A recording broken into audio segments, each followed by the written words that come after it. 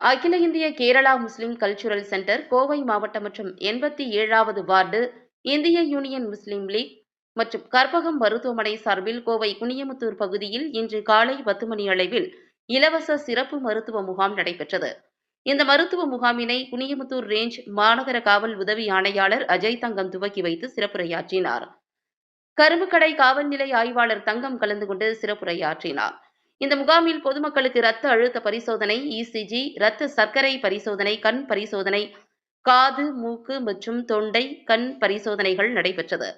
இந்த மருத்துவ முகாமில் அகில இந்திய கேரளா முஸ்லிம் கல்ச்சுரல் சென்டர் கோவை மாவட்ட தலைவர் ஹர்ஷாத் தலைமையில் தமிழ்நாடு மாநில செயலாளர் ஷாபி, மாவட்ட பொருளாளர் அஜீஷ், மாவட்ட துணை தலைவர் சம்சுதீன், மாநில துணை செயலாளர் சுதீர் அஜீஷ், ஊடகத்துறை கஸ்தூரி ரஹீம், மருத்துவத்துறை அன்சார் உன்னி, மாவட்ட துணை செயலாளர் காலித் மற்றும் முஸ்லிம் லீக் சார்பில் சாகுல் ஹமீத், அப்பாஸ், ரஹீம், சிராஜுதீன், அமீர் அப்பாஸ் ஆகியோர் கலந்து கொண்டனர்.